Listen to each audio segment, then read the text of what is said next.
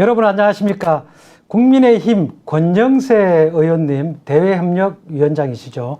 모시고 대선판 이야기를 좀 해보도록 하겠습니다. 안녕하십니까. 예, 안녕하세요. 요즘 많이 바쁘시죠? 뭐 좀 그렇습니다. 예. 오늘 오전에 예기치 않은 소식이 전해졌죠. 그렇죠. 윤석열, 지금 야권 주자 중에서는 지지율 1위인데 1위 후보인 윤석열 전 총장의 장모가 구속됐다, 이런 소식이 전해졌습니다. 이 소식이 무슨 예상했던 분들도 있으시겠지만 대부분은 예상을 못했던 것 같고, 예상하면서 다른 한편으로는 예상하지 못했다. 이게 좀 말이 안 되는 얘기입니다만 그렇게 표현하는 게 적절한 것 같습니다. 이게 내용을 보면은 2014년인가요? 윤석열 전 총장이 이 당시에 굉장히 어려운 상황에 있을 때에 이미 입건이 유예됐던, 그러니까 입건이 안 됐던, 그러니까 유예라기보다는 불입건이지요. 그런 사안인데, 이게 갑자기 작년인가 그 최강욱 의원 그다음에 황희석인가요? 열린민주당에서 열린민주당 쪽에 있는 분들, 그런 분들이 주도해가지고 수사가 시작이 됐던 거 아니겠습니까?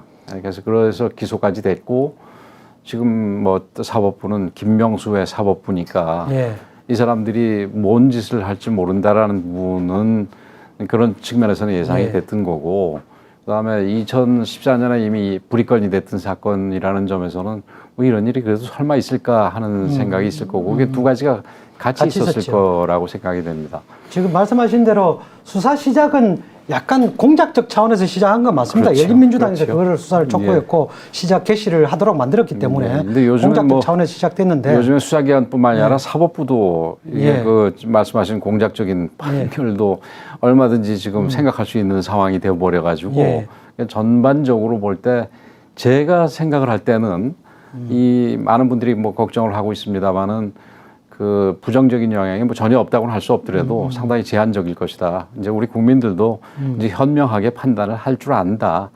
이렇게 생각을 합니다. 우리 의원님은 영향은 제한적이어서 큰 영향을 받을 것으로 예상하지는 않는군요. 예, 그렇습니다. 예. 그래도 걱정하시는 분들이 많을 텐데, 댓글도 보면 여기서 무너지는 게 아니냐, 그런 우려를 너무 이제 앞서가는 우려겠습니다만은 그런 우려도 있으시고, 무슨 내전 같습니다, 이렇게 하시는 분도 있고 한데, 사실은 잘 모르는 국민들 입장에서는 장모 구속됐으니까 뭔가 큰일이 날 것 같은 그런 느낌이 있거든요. 그게 이제 제가 아까도 말씀을 드렸습니다만은 2014년에 관여 정도가 약하다 그래서 아예 불입건이 됐던 사안입니다. 근데 그런 사안이 더군다나 이게 검찰이 3년 구형했는데 3년을 다 선고하면서 법정 구속까지 하는 경우는 통상적인 일은 아니지요. 그리고 또다시 반복입니다만은 그게 그 7년 만에 다시 6년 만에 시작이 된 것도 아주 골수 민주당 더불어민주당보다 훨씬 더 민주당적인 민주적인 게 아니라 민주당적인 그런 열린민주당의 그 사람들에 의해 가지고 다시 수사가 재개됐던 거 아니겠습니까? 그건 표적 수사라고밖에 볼 수가 없고요. 그런 내용을 또 이제 요즘 우리 사법부를 완전히 장악하고 있는 우리 김명수의 쪽이 영향을 미쳤을 가능성이 크다라는 게 얼마든지 짐작이 가능합니다. 저도 구형을 3년 했는데 3년 실형을 때린다는 많지 않지요. 거의 드문 케이스인데, 요즘 최근에 김명수 법원이 조금 조심스러워졌다, 조심하고 있다, 이런 이야기도 좀 있었거든요. 옛날하고 조금 달라졌다. 이번 사건 같은 경우는 조심스러워 하는 사람이 어디에 조심하는지 모르겠습니다만은 그러니까 더 이렇게 이 앞장서서 할 만한 판결 그러니까 사건이지요. 어쨌든 공작 수사라는 저는 그렇게 생각을 합니다. 공작 수사적인 측면이 크다, 이렇게 생각을 하는데, 통상적으로 청탁 수사, 청부 수사 이렇게 얘기를 합니다. 정부 수사, 정부 수사인데 그럼에도 불구하고 사태가 이렇게 굴러가다 보면 걱정하는 분들이 또 걱정스러운 일들이 생길 가능성도 있고, 제가 이제 걱정스러운 것 중에 하나는 우선 엑스파일이라는 게 사실은 아무것도 아닌 걸로 되어 있는데, 어떻게 보면 엑스파일에 대한 논란이 이 사건을 계기로 또 계속 불거지지 않을까 하는 그런 우려도 있어요.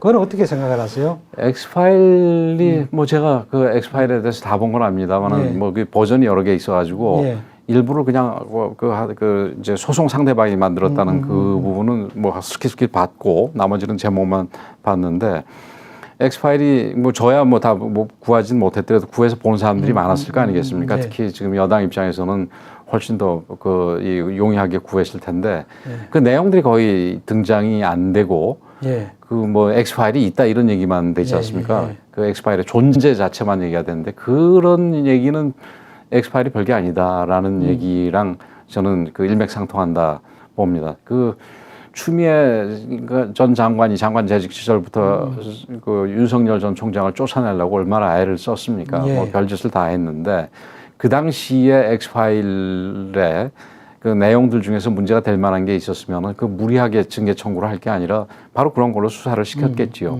그래서 그런 면에서 그 엑스파일이라는 게 뭐 소리만 요란했지 별게 아닐 거라고 보고 그 요번에 장모가 구속되는 사건이 생겼지만 그로 인해서 뭐 그 엑스파일이 보물처럼 터져 나올 것이다. 터져 나올 거였으면은 진작에 터져 나왔지. 지금 저는 별게 없을 것이다. 이런 쪽에 더 이 비중을 두고 생각하고 있습니다. 여전히 그래도 뭐 크게 더 추가로 나올 거는 뭐 그렇게 있을 것 같지는 않다 이런 말씀인데 그럼에도 불구하고 제 모르는 사람들 입장에서는 어쨌든 엑스파일이라는 게 주로 이제 장모하고 처에 대한 이야기 아닙니까? 그렇죠. 그 이야기인데 그 이야기 중에 뭔가 수사로 기소가 되고 뭐 실형을 받고 하는 그런 내용이 있을 수 있다는 어떤 그런 측면에서 조금 충격을 받은 분들이 있을 수도 있겠다 이런 생각이 들었어요. 근데 조심은 해야 될 겁니다. 그 이회창 총재가 대선 출마할 당시에 뭐 두 번에 걸쳐서 병역 비리 가지고 저쪽이 그 공세를 취했는데 결국 김대엽이 사기꾼 아니었습니까? 그리고 기양건설 30 의원이 그것 때문에 재판받아서 이 피선거권이 제한되기도 했었는데 그것도 완전히 없는 거 사기 조작 아니었습니까? 저 사람들 입장에서는 이거를 계기로 해서 얼마든지 그런 식의 그 이 허수아비 같은 사람을 내세워 가지고 이 네거티브 조작을 할 수 있는 사람들이니까 그런 부분에 대해서는 우리가 우파 정부가 충분히 대응을 마음의 준비도 하고 실제 대응도 해야 된다 이렇게 생각이 됩니다. 그래서 아울러서 윤석열 전 총장이나 그 최재형 전 원장이 아직 우리 당에 입당하지는 않았다 하더라도 전체적으로 지금 우파 쪽의 후보니만큼 우리가 우리 당 사람들만큼처럼 우리 당이 다 달려들어서 할 수는 없지만 그래도 상당한 정도는 우리가 그 이제 우파의 플랫폼이라고 주장하는 정당 입장에서는 보호를 해줘야 될 필요가 있겠다 이렇게 생각을 합니다. 저도 안 그래도 그게 좀 궁금했는데 지금 아직 입당하지 않은 뭐 이렇게 상태이기 때문에 당에서 어느 정도 디펜스를 해가는데 어느 정도로 관여를 할 것이냐. 뭐 이렇게 저관여냐 고관여냐 어느 정도 선에서 그거를 뛰어들 것이냐는 저는 이제 약간 논란의 여지가 있을 수 있잖아요. 그런 부분에서 무슨 컨센서스가 있습니까? 그 지금 뭐 얘기가 많이 나오고 있는데 일부에서는 뭐 아직 입당이 안 됐으니까 좀 우리가 나서기는 좀 뭐하지 않냐 이렇게 얘기하는 분들도 계시지만 전체적으로는 그래도 우파의 후보들에 대해서는 우리가 이 어떤 면에서는 이 마다들이라는 얘기는 다른 분이 있어가지고 좀 그렇습니다만은 이게 이 마다들 비슷한 입장에서 우리가 좀 나서서 보호를 해줘야 되지 않겠냐 이런 생각이 듭니다. 좀 오늘 그 이준석 대표는 어디 다른 행사장에 가서 대한민국에 연좌제는 없다 뭐 이런 발언을 하셨더만요. 그러니까 연좌제로 월급 매려고 해서는 안 된다 이제 이런 그렇죠. 디펜스를 이제 한 건데 방어를 해준 건데.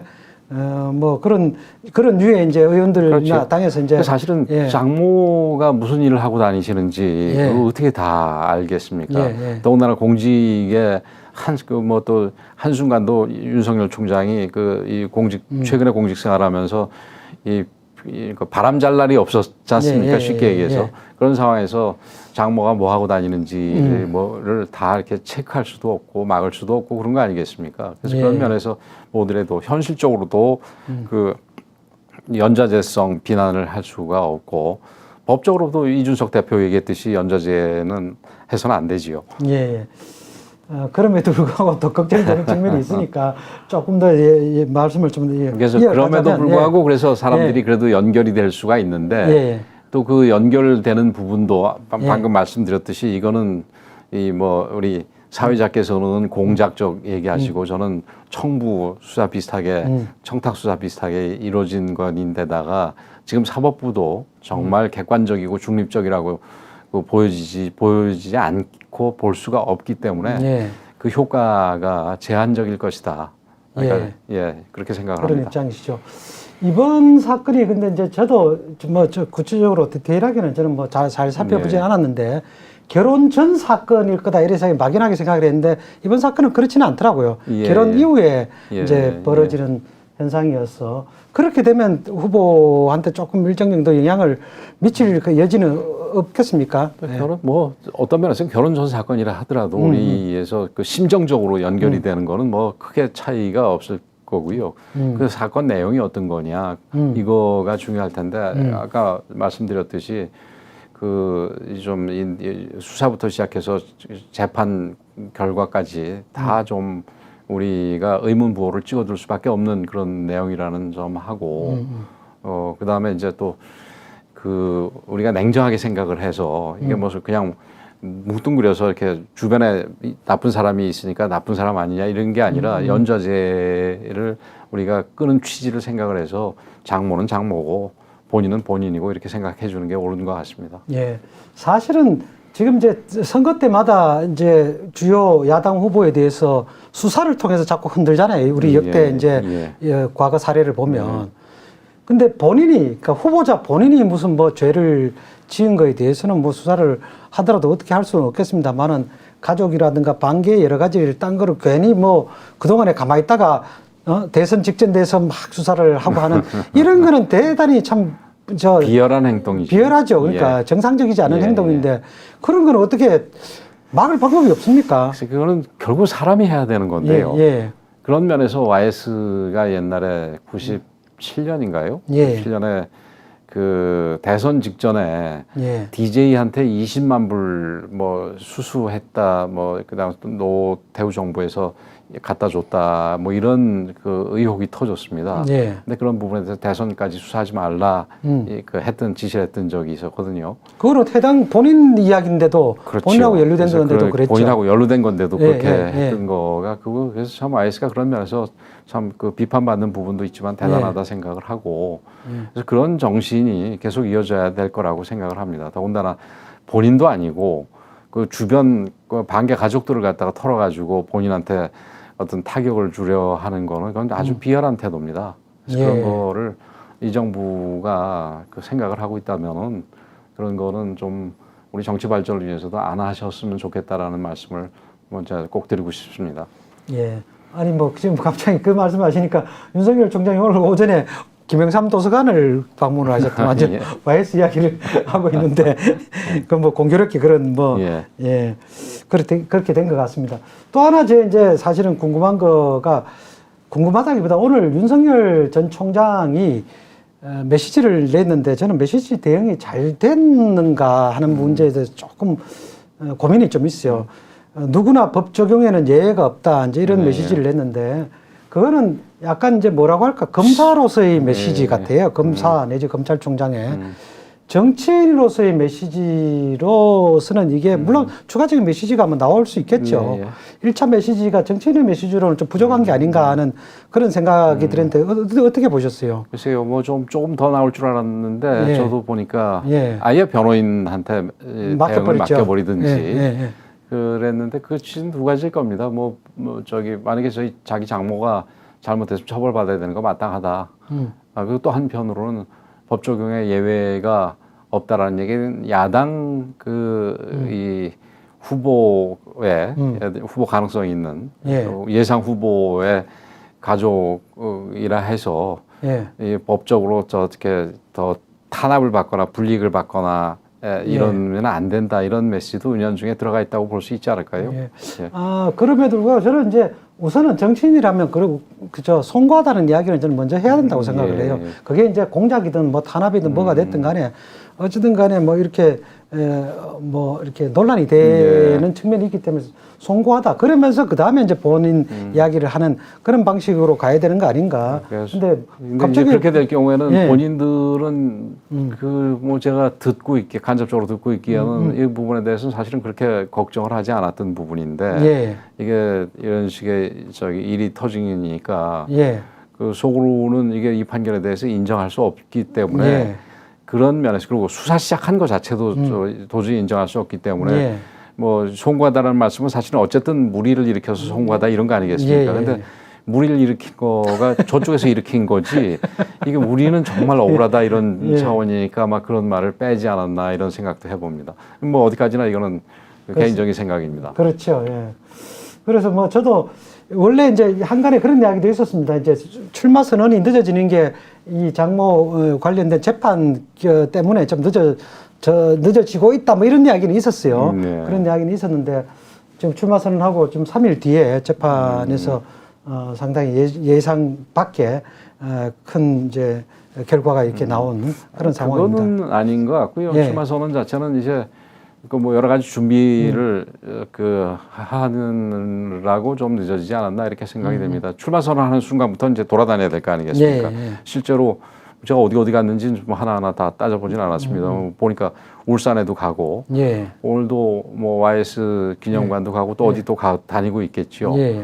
그러니까 그런 식의 다니면서 뭐 이제는 그 본인이 그러니까 국민 기자회견에서는 추상적인 가치만 얘기했지만 앞으로는 이제 구체적인 내용이라든가 일종의 공약 사항도 다 얘기해야 네. 되기 때문에 그리고 또 그런 거를 그 만들어내고 또 준비할 이 조직 단위도 만들어야 되기 때문에 그런데 시간이 좀 걸리지 않았나 이렇게 생각을 합니다. 예. 우리 오늘 어디 인터뷰를 보니까 우리 권 의원님께서 김건희 이제 부인, 그죠? 윤석열 예, 기자의 예. 부인 김건희 씨가 최근에 언론 인터뷰 네. 한 거가 적절하냐 아니냐 이런 논란이 있는데 예. 뭐 거기에 대해서는 약간 좀 적절하다는 쪽으로 이렇게 디펜스를 하셨던데. 저는 오히려 예. 그렇다고 봅니다. 그 인터뷰 때도 제가 그 말씀을 드렸나 모르겠는데 그 지난 그 서울시장 재보궐선거나 네. 뭐 부산시장 재보궐선거 포함해서 근데 저는 서울에 있었으니까 서울의 예를 들자면은 저 박영선 그 후보의 공약이 뭔지 기억하세요? 거의 안 나죠. 예, 뭐 예. 이상하게 수직 정원인가 뭔가 그거 하나 기억나고 그 뭐 박영선 후보가 무슨 얘기했나 돌이켜 보면은 토론회 때도 그렇고 무슨 인터뷰 때도 그렇고 이 오세훈 후보의 그 내곡동 땅하고 예. 뭐 그것도 직접적으로 관여한 것도 아니고 그 측량하는 데 갔었냐 안 갔었냐 예. 또 그것도 또 좀 간접적으로 생태탕 집에 갔었냐 안 갔었냐 그때 예. 신발을 뭐 페라가 뭐 신발을 신었느냐 안 신었느냐 예. 이것만 가지고 주구장창 얘기를 하지 않았습니까? 예. 그래서 그런 걸 보더라도 그리고 또 아까 말씀드린 이 97년 대선, 2002년 대선을 보더라도 이 사람들은 계속해서 네거티브 할 사람들입니다. 그래서 특히 윤석열 총장 본인에 대해서보다도 부인과 장모에 대한 네거티브가 계속될 텐데 뭐 장모 거는 이미 재판에 돼 있으니까 거기는 뭐 그것대로 대응하면 되겠지만 부인에 대해서는 온갖 이 좀 망측한 얘기들도 다 있지 않겠습니까? 그래서 그런 부분에 대해서는 더 나오기 전에 이거를 미리 끊어두는 거가 오히려 현명한 일이 아닐까 이렇게 생각이 됩니다. 되게 지금 이번에 이제 부인이 나서서 한 부분에 대해서는 좀 부적절했다고 보는 분들이 괜히 먼저 나와서 얘기하는 바람에 더 알려졌다 이렇게 얘기를 하는데 저는 제가 좀 말씀드렸듯이 이 사람들이 뭐 가만히 있을 사람들이 아니고 계속해서 이 단위 저 단위에서 뭐 공개적으로 혹은 비공개적으로 흘릴 사람들이기 때문에 미리 이 부분에 대해서는 이렇게 얘기할 텐데 이건 사실이 아니다라는 거를 짚어두는 게 더 현명한 게 아닌가 저는 이렇게 생각합니다. 차단 효과가 있을 예. 거다 이렇게 생각을 하시. 저는 사실 조금 생각이 다르긴 한데 예. 저는 뭐 여러 가지 논란이 있다고 해서 과거에도 마찬가지잖아요. 뭐 노무현 대통령이 부인 문제가 뭐 물론 그 장인하고 뭐 그런 문제지만 있다고 해서 부인이 직접 나서서 해명하는 건 아니거든요. 저 재보궐선거 때 뭐 박형준 후보가 가족 문제도 많고 하지만 박형준 후보가 그렇다고 부인이 직접 나와서 해명을 저는 부인이 직접 나오면 그게 자꾸 이렇게 더 풀어진다는 그런 생각을 해요. 박형준 후보 같은 경우는 박형준 후보가 부인 문제에 관여가 됐다 이런 얘기들이 주로 많은데 여기 윤석열 전 총장 건 같은 경우는 윤석열 총장이 관여됐다라는 얘기는 하나도 없습니다. 그냥 뭐 부인과 장모가 그 뭐 결혼 전에 혹은 결혼 이후에도 별도로 이렇게 움직였다라는 얘기들이거든요. 그래서 그거는 윤석열 총장이 해명할 성격의 것이라, 그리고 또 부인의 사생활에 관한 부분 같은 경우는 윤석열 총장이 해명하는 것도 그거 좀 이상하지 않습니까? 그래서 그런 부분은 본인이 해명하는 게 저는 옳지 않겠나 이렇게 옳은 것이 아니었겠나 이렇게 생각이 됩니다. 예. 그 오늘 갤럽 조사 보면 윤석열 전 총장과 이재명하고 이렇게 별 지지율 차이가 없더만요. 예, 갤럽은 이제 다른 조사하고 좀 차이가 있으니까. 그 주관식 조사지요. 예, 주관식 조사입니다. 그러니까 불러주지 않고 그냥 하는 건데, 그래도 어쨌든 별 차이가 없는 걸로 나왔어. 지금까지는 엑스파일이 대선판에 큰 영향을 안 줬다 이렇게 보는 게 이제 정설인데, 영향을 또 약간 뭐 받았을 여지가 있나 이런 생각도 드는데, 그런 거는 어떻게 보세요? 저는 엑스파일은 이미 뭐 굉장히 오래 전부터 얘기가 됐던 거고, 그다음에 이 정부와 이 정부 전신 그 정당, 이 정부 이 여당 그 전신 정당 이분들의 행태를 이제 국민들이 어느 정도 아시기 때문에 그게 뭐 큰 영향은 못 줄 것이다.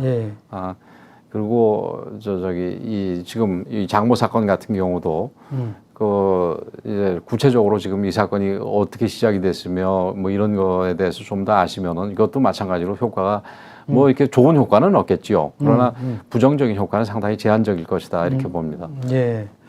저 보도를 보면 이제 원래 윤 총장을 만나실 것처럼 이제 보도가 그렇게 되어 있던데 만나시는 약속을 했습니까 혹시? 지금 이제 구체적인 날짜 뭐 이런 것들은 정해야지요. 아 지금 조율 중에 있습니까? 예. 어떻게 직접 소통을 지금 하고 있습니까? 어떻게 소통을 여러 하고 방법으로 하고 있습니다. 근데 뭐 사실은 직접 할 정도 사이는 충분히 되는데 또 바쁘니까 어떤 때는 돌아다니는 사람한테 전화 받기 힘들지 않습니까? 그래서 그런 거를 감안해서 하기도 하고 뭐 편하게 하고 있습니다. 아니 저는 이제 뭐 대협력위원장이 지금 대권 주자들을 이렇게 만나서 여러 가지 뭐 이렇게 조율도 하고 하는 게 지금 공식 역할이에요? 아니면 그냥 권 의원이시기 때문에 그냥 하시는 거예요? 어떻게 되어 있습니까? 원래 대외협력위원장은 그 외부의 그 단체, 시민단체 주로, 그다음에 외부 인사들을 하고의 어떤 좋은 관계를 유지해서 그분들의 혹은 그 단체 우리 당 지지를 이끌어내는 게 역할입니다. 근데 이번엔 이상하게 이제 대선 주자들이 지금 다 외부에 있지 않습니까? 그래서 그러다 보니까 이제 그 대선 주자들하고 소통하는 거가 역할이 됐습니다. 큰 역할이 돼버렸네요. 그러면 당초에는 지금 언제쯤 만나시기로 다음 주 중까지는 원래는 뭐 그 전에도 볼 수는 있었는데 그 전에 아무래도 이거 뭐 본인이 국민 기자회견이 잡혀가지고 뭐 바쁘고 그래가지고 그 뒤에 보자고 얘기가 돼서 그래서 근데 또 뭐 지금 이런저런 일도 있고 그런데다가 개인적인 일도 있고 그래가지고 다음 주 중까지는, 그러나 또 너무 늦어지면 안 되지 않습니까? 그래서 다음 주 중까지는 좀 볼 생각입니다. 원래 예정이 이제 다음 주 중 늦어도 다음 주 중에 보는 건데 원래 우리 보통 얘기할 때 한번 봅시다 하는 얘기 있지 않습니까? 그거보다는 좀 더 구체적으로 실제로 한번 보자 이렇게까지는 됐는데 일정을 안 정했는데 이제 구체적으로 정해야죠. 이번 재판이 그 만남에 영향을 좀 미칠 수 있나요? 아니 조금 더 늦어질? 저는 뭐 그렇게 생각 안 합니다. 아마 윤 전 총장도 이거는 아까 말씀드렸듯이 예상했을 수도 있고 예상 못했을 수도 있고 이런 두 가지가 다 있는 거기 때문에 그 예상했을 수도 부분도 우리가 생각을 해야 되기 때문에 뭐 별 영향 없을 겁니다. 개인적으로 희망하는 입당 시기가 있습니까? 이준석 대표는 8월, 그거는 8월 이제 시한인 거고, 그죠? 시한이고, 시한은 사실은 큰 의미는 없습니다. 근데 그래도 저는 데드라인은 좀 두어야 된다고 생각을 하는 게, 경선 시작은 저는 같이 했으면 좋겠습니다. 근데 경선 시작은 아마 9월 초중순까지 입당만 하면은 그거는 경선을 시작을 같이 할 수가 있으니까 데드라인이 사실 9월 그때까지는 좀 많이 남아 있지 않습니까? 그런데 윤석열 총장도 이제 본인이 이제 잘 하는 말로 국민이 불러서 나왔다 이런 얘기를 하지 않습니까? 그럼 국민이 불러서 나와서 정치를 하면서 대선 출마를 하게 될 때 어떤 방식으로 출마를 해야 될지에 대해서 본인이 마음속에 정해둔 게 있으면은 뭐 설득을 시키고 동의를 받고 설득을 시키고 또 아니면은 국민들의 또 말씀을 듣고 하는 그런 정도의 절차는 필요하다고 생각이 됩니다. 그래서 예. 그런 시간은 저희들이 좀 주는 게 좋다. 예. 그러나 또 뭐 누구 그 일부에서 지적하는 대로 무슨 간보기처럼 예.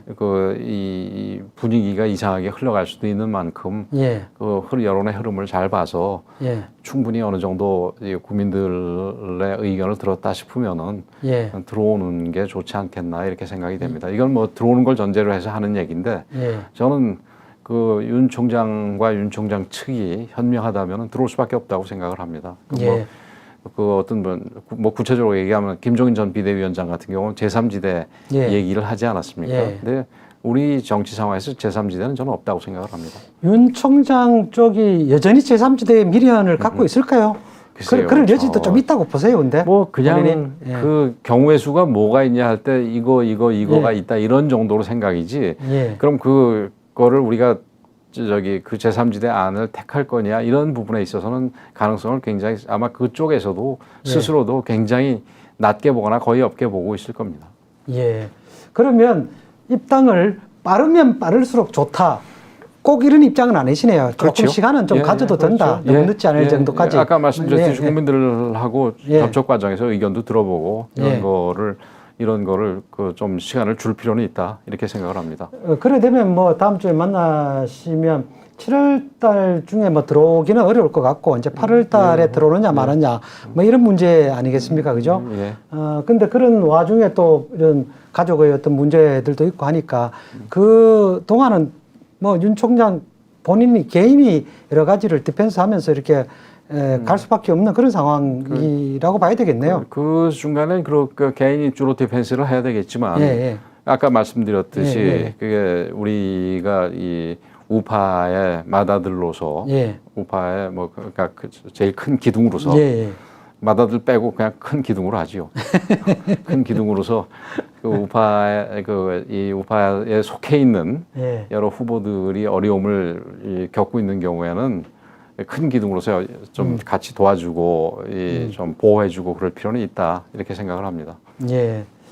우리 뭐 이렇게 보시는 분들은 여러 가지 윤 총장에 대한 호불호가 다 엇갈리기 때문에 이제 다 판단은 다 다릅니다만은 큰 틀에서 봤을 때 어쨌든 야권 이 잠재적인 야권 주자들이 한 판에 들어와서 예. 같이 경쟁을 하고 거기서 누구를 뽑아서 이렇게 같이 단합해서 가는 게 어쨌든 간에 승리 그렇죠. 예, 승리의 그렇죠. 길이기 때문에 그런 지금 거를 전제로 지금 이제 말씀을 드리는 그렇죠. 예. 지금 이제 저기 홍준표 후보를 지지하는 분들 같은 경우 좀 예. 비판하는 걸도 있어 보이는데 좋은 분입니다. 좋은 분이고 정치적인 감각도 좋고 뭐 아주 좋은 분인데 문제는 좀 우리 총뿌리를 안에다 겨누지 말고 그 시간이 있으면은 이 검증을 이재명 지사를 좀 검증하든지 그랬으면 더 좋겠다 하는 얘기입니다. 아니 홍준표는 이제 버려야 할 것 같아요. 이런 분도 계시네요. 예. 홍준표를 좋아하시는 분들이 많은데 예.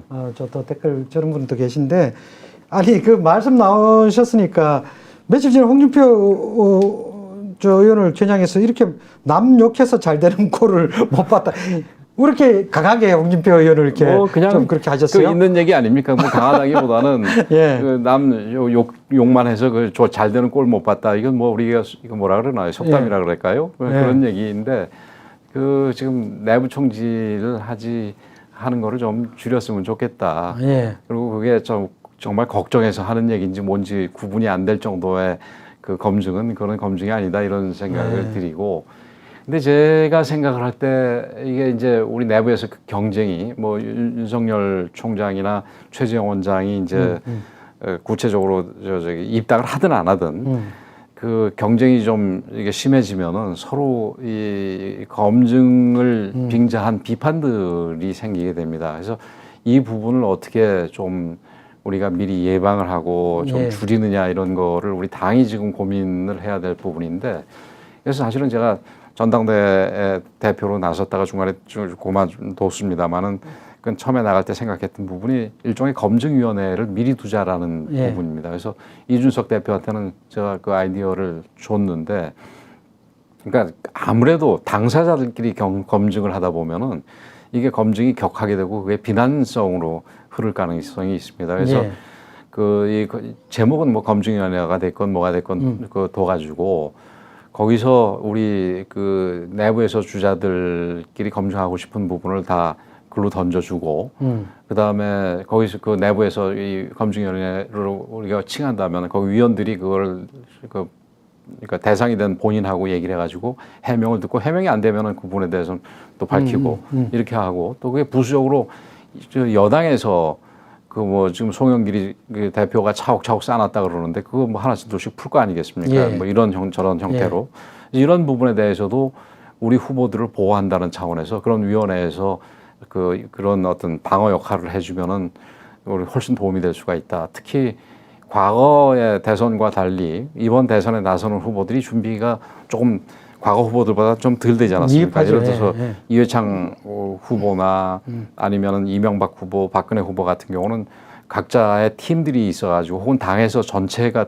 이 동원이 돼가지고 그런 팀들을 만들었는데 그래서 역할도 하고. 예. 근데 지금은 후보들이 뭐 좀 굉장히 많은 데다가 걱정이 많이 돼요, 사실 이렇게 보면. 많은 데다가 예. 그 지금 각각 개인들이 그런 팀을 갖고 있지는 못하는 상황이기 때문에 예. 특히 네거티브 부분은 당 외에서 오는 네거티브든 당 내부에서 경쟁 심화되는 과정에서 그 경쟁이 격화되면서 생기는 그 서로의 어떤 비방성 네거티브든 이런 것들을 걸러주는 거가 필요하다. 특히 최근의 모습을 보면은 더욱더 그렇다 이렇게 생각이 됩니다. 예. 뭐, 당 내에서는 이제 뭐 경쟁이 격화되면서 여러 가지 이야기가 나올 수 있는데 최대한 억제시켜서 뭐 가는 게 중요하겠지만 저쪽에서 계속 공격을 할 테니까 사실 뭐 억제가 제대로 뭐 되기는 어렵겠죠. 그러니까 예. 또 이게 근데 저희 내부에서 공격을 당하는 게 훨씬 더 아픕니다. 예. 과거에 그 네거티브 부분들도 보면은 우리 내부에서 나왔던 부분이 굉장히 많습니다. 뭐 이회창 총재의 병역 비리 문제도 사실은 내부에서 먼저 나왔던 거고, 그다음에 그 MB와 박근혜 후보의 BBK, 비리나 이런 것들도 네. 내부에서 거의 다 그랬어요. 먼저 나왔던 겁니다. 그래서 저쪽에서 그걸 이용을 해서 더 공격을 했는데, 그래서 내부에서 언론에다 대고 막 외부에다 대고 그런 어떤 비방성 검증 공세를 해야 되는 거를 검증위원회로 다 해라. 그다음에 바깥에다 하는 부분에 대해서는 어떤 제재를 취할 수도 있다라고 한다면은 그 내부의 어떤 비방성 검증 공세는 좀 줄일 수 있지 않겠나. 없앨 수는 없겠지요. 예. 그러나 줄일 수는 있지 않겠나 이렇게 생각이 됩니다. 예. 우리 홍준표 의원한테 남 욕해서 잘 되는 분 못 봤다 이런 발언을 하시니까 홍 의원 성격 같아서는 바로 전화를 하셨을 것 같은데 전화 받으셨죠? 아니요, 안 받았는데. 그래요? 제가 애정이 있어서 저를 미리 이렇게 포기할 필요는 없으실 텐데 전화를 안 하셨네요. 전화를 안 했습니까? 그 최재형 원장 이제 얘기를 좀 해야 될 것 같습니다. 예. 요즘 워낙 이제 관심이 많기 때문에 다음 주 월요일 날 시청 앞에서 최재형 원장 출마를 촉구하는 지지자들 집회가 이제 예정이 되어 있습니다. 예. 그게 그럼 아마 최재형 원장하고는 직접 관련이 없는 걸로 알고 있습니다. 최재형 원장 직접 관련 예, 없습니까? 어쨌든 뭐 주변에 다 아는 예, 분들이니까. 예. 최재형 원장도 출마가 임박했다 이렇게 다들 이해를 하고 있는데 그렇게 보시는 거죠? 예, 뭐 저도 그렇게 보고 있습니다. 예. 그러면 같이 뭐 다음 주 정도에 이렇게 만나려고 하십니까? 아니면 그 시기적으로 조금 더 직접 만나는 건 조금 더 늦어지지 않겠나 이렇게 생각합니다. 그래서 오늘 문화일보인가요? 어제는 그 최재형 원장은 조기에, 그다음에 윤석열 전 총장은 적기에 이렇게 나왔는데 그래서 뭐 둘의 어떤 그 비중의 차이를 둔 것 같은 뉘앙스로 읽힐 가능성이 있어서 제가 그런 기후에서 말씀을 드리자면은 최재형 원장 같은 경우는 지금 그 어떤 공직에서 나오게 된 게 윤석열 전 총장에 비해서 한 4개월이 뒤진 거 아니겠습니까? 그래서 시간이 많지 않기 때문에 입당부터 시작해서 뭐든지 좀 좀 단축을 해서 패스트트랙으로 가기를 바라는 얘기고, 근데 윤석열 전 총장은 한 4개월 동안 준비도 하고 그랬으니까 그거는 또 일부에 우리 당 일각에서 조금 서둘러라, 버스 놓친다, 뭐 이런 얘기가 자꾸 나오니까 그렇게 압박할 일은 아니다 이런 취지의 얘기지. 그 조기에 적기에를 동일 평면상에서 누구에 대해서 어떤 저 페이버가 있고 없고 차이가 있는 거 아닌가 이거는 아니라고 생각합니다. 그 최재형 원장이 말씀하신 대로 좀 더 빨리 움직일 여지는 있죠. 지금 뭐 늦었기 때문에 그만큼. 그렇겠죠. 예. 예, 그렇게 또 도와줘야 되고요. 예. 최재형 원장이 먼저 입당을 하게 되면 그거는 어떻게 됩니까? 윤 청장한테는 좀 불리한 거 아닌가요? 어떻게 했지 않습니까? 뭐 그거야 뭐 두 분의 이야기이긴 하지만. 그렇지요. 근데 예. 그 둘 사이에서 예. 뭐 글쎄 뭐 크게 영향은 없지 않을까요? 그래서 뭐 거기 윤석열 전 총장도 적절한 시기에 너무 이제 저 늦게 하지 않는 이상은 그 뭐 하루 뭐 일주일 이 정도 차이 가지고 뭐라고 그럴 건 아니라고 저는 봅니다. 예. 최재형 원장도 뭐 아무리 시간이 뭐 좀 있더라도 7월 중에는 저 당연히 나오셔야 뭐 다음 일정이 그렇게 되는 되겠지요. 거죠. 그렇게 되겠지요. 그리고 예. 이제 우리 권 의원께서도 뭐 7월 중에 어쨌든 7월 중에는 만나셔야 될 것이고. 예. 그래서 지금 아마 내부 주자들도 그러니까 내부 주자들은 뭐 제 소관 업무가 아니니까 그렇지만 그래도 어쨌든 좀 도움이 돼야 된다고 보고 이제 밖에 주자들 같은 경우 제 소관 업무니까 일종의 인큐베이팅 하는 조금 이렇게 도와주는 그런 것도 필요하다고 생각이 됩니다. 예. 그래야지 예를 들어서 최재형 원장 같은 경우는 좀 더 빨리 진행을 시킬 수가 있고 윤석열 전 총장 같은 경우는 네거티브 대응이 그러니까 입당 전이라도 좀 저 도움이 될 수 있고 이런 부분들을 할 필요가 있다고 봅니다. 예. 그 말씀 드리니까 당 차원에서 어쨌든 네거티브 대응 팀을 발족시키거나 뭐 이런 가시적인 뭐 움직임을 좀 할 필요는 있지 않는가 이런 생각은 듭니다. 제가 그래서 예. 그 부분에 대해서 제가 예. 제안을 했습니다. 아, 예, 그러셨군요. 예. 예. 그 최재형 원장이 나올 때도 상당한 공격이 예상되지 그렇죠. 않습니까? 그죠? 뭐 거기는 주로 이제 정치적인 중립 위반 예. 부분일 텐데 거기는 뭐 비교적 어렵지는 않을 겁니다. 예. 정치적인 중립 위반은 자기네들이 해가지고 결국 최재형 원장을 윤석열 전 총장도 그렇지만 몰아낸 게 자기들 아닙니까? 그래놓고 이게 뭐 정치적인 중립 위반이니 어쩌느니 그런 거는 그야말로 도둑이 매를 저 거꾸로 든다 이 얘기가 그냥 적반하장이라는 얘기가 그대로 통하는 거지요. 예.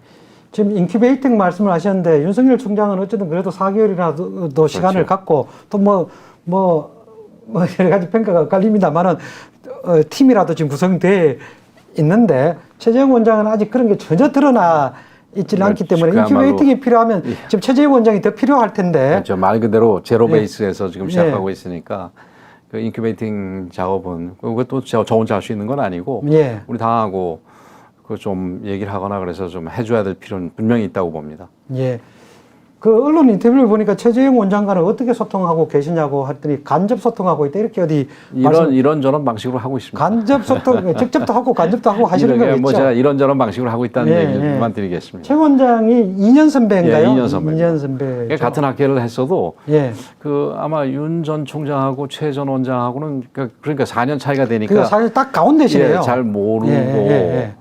그 저는 가운데에 있으니까 그 위로도 알고 밑으로도 알고 그래서 저는 딱 2년 위 2년 밑 이렇게 되니까 딱 적절하게 이 두 분들은 대선 주자인데 전 뭐 하고 있었나 모르겠습니다. 어쨌든 양쪽을 다 적절하게 소통할 수 있는 그런 적임자로 이제 보입니다. 또 한 분 뭐 그래도 저 여쭤보고 싶은데 김동연 전 부총리도 대상자입니까? 예, 저는 대상자로 생각을 합니다. 조금 그러니까 그 앞에 두 분들에 비해서 이 두 분들은 정권에 대해서 조금 약간 핍박도 받고 그다음에 정권에 대해서 굉장히 부정적일 수밖에 없는 상황이 만들어져서 약간 몰려 나온 거 아니겠습니까? 그런데 그 김동연 부총리는 그렇지는 않습니다만은 그 어떤 스토리도 있고 그다음에 지금 경제 전문가라는 점이 강점이고 그렇기 때문에 우리 당의 이 후보를 원할 경우 얼마든지 저는 우리랑 같이 할 수 있다. 뭐 제가 늘 쓰는 말입니다만은 화살통에 화살이 많을수록 좋다. 이렇게 생각이 되는데 뭐 좋은 화살 중에 한 분이니까 저는 긍정적으로 평가합니다. 그래서 지금 어떻게 좀 한번 그분도 접촉 시도 중에 있으니까. 그렇습니다. 그럼 뭐 들리는 이야기는 그분은 이제 민주당으로 올까, 뭐 국힘으로 올까 이렇게 저울질을 아직도 하고 계신다, 뭐 이런 이야기가 있던데. 그래서 아까 그분이 예. 이제 그 예. 부분이 아까 윤석열 전 총장이나 최재형 전 원장과는 예. 이분들은 지금 여권과는 확실하게 각이 예, 서 야권 있는 후보로 데인데 딱 최선이 돼 있는데. 그렇지 않아서 조금 애매한 부분이 없지 않아 있지만 예. 그렇더라도 뭐 저기 이제 생각을 하고 있고 또 뭐 많은 분들이 또 장성민 예. 전 DJ 국정상황실장에 예. 대해서 얘기를 합니다. 그래서 그분도 확실히 지금 우파적인 사고 방식을 가지고 있고 그렇다면은 뭐 그런 분들도 좋겠지요. 예. 그분도 약간 스텝이 좀 약간 꼬였는데 예. 최재형 원장이 나올 거는 별로 예상을 못했던 것 같아요. 예. 그러면 이제 윤석열 총장하고 이렇게 좀 이렇게 각을 세워서 어떻게 좀 해볼 생각을 했는데 상황이 이러니까 좀 장고를 하시는 것 같아요. 언론 보도를 보니까 야권 주자들이 뭐 14명이다 이런 이야기가 있던데. 더 되는 것 같습니다. 제가 볼 때. 14명이 더 돼요? 예. 그 좋은 현상입니까? 누가 그걸 뭐 숭어가 뛰니 망둥이가 뛴다 그래서 욕을 많이 먹었는데 이게 어떻게 봐야 됩니까? 그걸? 지금 나라를 책임지겠다고 그런 분들이 많으면은 뭐 좋지요. 예. 오늘 윤희숙 의원도 예. 뭐 출마를 하셨던데 예. 초선 의원 중에는 처음으로 이제 하신 건데. 초선 의원들이 굉장히 아주 적극적이라 되나 가지고 근데 뭐 대선 했다는 보도를 봤습니다. 저도 직접 본인한테 무슨 뭐 나가겠다고 얘기를 듣거나 이런 건 없고요. 예. 초선들이 막 이렇게 자유스럽게 대선 출마 선언하고 하니까 격세지감을 많이 느끼시죠. 예. 전체적으로 이제 이재명 상대방은 이재명 지사가 이제 될 거 아닙니까? 예. 그럴 가능성이 제일 높다고 봐야죠. 예. 이재명 지사가 어제 출마 선언을 했는데 출마 선언에 저는 뭐 그렇게 임팩트가 있었다 이렇게 보여지지는 않았고 문재인 대통령을 많이 의식하는 여전히 그러니까 제대로 공격을 하거나 뭔가 차별화를 하지 못하고 문재인 정권의 시즌2를 만들 수밖에 없지 않겠냐는 투로 이제 그렇게 저는 출마 선언을 했다 이렇게 보여져요. 그러다 보니까 이제 임팩트가 있을 수가 없지요. 그게 이제 임팩트가 없는 정도를 넘어서 조금 부정적일 수밖에 없죠. 왜냐하면 문재인 정권의 정책들이 다 부정적인데 거기에 대해서 한마디도 없이 문재인 정부에서 비판을 받았던 퍼주기만 좀 더 하겠다는 얘기니까. 그러니까 지금 우리 국민들이 현명하십니다. 기본소득 얘기를 하는데 지금 기본소득이라는 게 원래대로 하려면은 기존의 복지제도를 다 없애지는 거 아닙니까? 그리고 대체하는 거 아니겠습니까? 근데 그 얘기에 대해서 분명하지 않게 얘기를 하면서 기본소득 얘기를 하는데 만약에 대체하는 거라면은 지금 어려운 분들은 더 어려워지는 거고 대체하는 게 아니라면은 그건 재정이 감당하지 못하지요. 지금 그러니까 어슴푸레하게 그냥 넘어가서는 안 된다고 생각하고 그런 전형적인 파퓰리스트를 우리의 지도자로 뽑았다가는 뭐 우리 대한민국이 거의 내리막길이 아니라 곤두박질을 치게 될 겁니다. 이 부분은 거들나겠죠. 이 부분은 우리 국민들이 분명하게 현명하게 판단을 해야 될 거로 봅니다. 이 양반은 말을 무슨 요술처럼 말을 하니까 오늘은 모든 공직자는 털어도 먼지 안 나도록 준비해야 된다. 자기가 할 이야기는 아니잖아요. 털어도 먼지 안 나도록 해야 된다는. 하여튼 참. 이분의 말씀을 잘 들어보면 대부분 네모난 동그라미식입니다. 그러니까 말이 잘 안 되는 얘기가 모순된 이야기를 그냥 계속 하는 거죠. 합쳐 있는 거죠. 민주당은 9월 달에 주자를 어쨌든 뽑도록 돼 있는데 국민의힘은 그대로 10월 말인가 11월인가 그대로 가는 거죠. 현재 상황에서는 11월 9일 정도 되는 걸로 제가 기억을 하는데 11월 초중순 이 정도로 지금 생각을 하고 있습니다. 오늘 말씀 들어보니까 여러 가지 이제 경선의 흥행을 정권 교체를 위한 이제 판을 만드는 작업이죠. 그걸 위해서 여러 가지 이제 노력을 많이 하고 계신다 이런 느낌을 받았습니다. 앞으로 이제 정권 교체로 가는 수순에서 7월달, 8월달 무엇이 가장 중요하다고 생각하시는지 또 앞으로 어떤 노력을 더 하실 것인지 그 말씀을 마지막으로 좀 해주시죠. 일단은 제가 대외협력위원장의 위치에서 말씀을 드리면은 지금 더군다나 우리 주자들이 외부에 유력한 주자들이 지금 많이 있는 상황에서 이분들이 아주 나이스한 방법으로 우리 당에 들어오게 하는 거 이게 가장 중요하다 생각을 하고 근데 사실은 그거 못지않게 중요한 부분이 우리 내부 주자들의 경쟁력을 좀 키우는 부분이라고 생각을 합니다. 우리 내부 주자들이 다 사실은 뛰어난 주자들입니다. 뭐 우리 홍 선배 제가 가끔씩 비판합니다만은 정치적인 감각도 있고 뭐 경험도 많고 아주 좋은 분이고 유승민 전 의원도 뭐 좋은 분입니다. 그리고 더군다나 이 경제나 이런 부분에 있어서는 뭐 거의 타의 추종을 불허할 정도의 후보고, 그다음에 원희룡 의원 같은 경우도 뭐 여러 가지 스토리도 있고, 그다음에 개혁적 우리 당에서 우리 보수정당에서 어떤 개혁의 목소리를 아주 초창기부터 지금까지 변함없이 해왔던 이 정치인이고, 또 제주에서 현실 행정 경험도 쌓았으니까 다 어디 내놔도 손색이 없고, 이재명 뭐 지사나 이낙연 총리 뭐 이런 분들하고 비교해서도 저는 훨씬 낫다고 생각이 됩니다. 이제 이런 분들이 좀 지나치게 저평가되고 있는 부분을 좀 높여서 평가를 높이는 것도 굉장히 중요하다고 생각을 합니다. 그렇게 된다면은 우리 경쟁이 굉장히 흥미로운 경쟁이 되고 좋은 경쟁이 돼서 결국 정권 교체를 우리가 해낼 수 있을 것이다, 이렇게 봅니다. 예. 판의 흥행을 이제 이렇게 해야 되는 입장에서는 다 이제 좋게 말씀을 해 주시고 계신데, 제가 볼 때는 아까 거론하신 분 중에 일부는 이제 좀 그만했으면 좋겠는데, 정치를. 그런 분도 계신데, 어쨌든 판의 영향을 북돋아야 되는 그런 입장에서 그런 말씀을 하셨다, 이렇게 생각을 합니다. 지금 다른 때보다 국힘의 여러 가지 이게 뭐 주목도가 워낙 지금 높기 때문에 저는 이런 중요한 시기에 좋은 이렇게 결실이 있도록 그렇게 됐으면 좋겠습니다. 예. 우리 펜앤마이크에서도 많이 좀 도와주시기 바랍니다. 예, 자주 나와 주십시오. 오늘 하겠습니다. 말씀 여기서 마치도록 하겠습니다. 감사합니다. 고맙습니다. 예.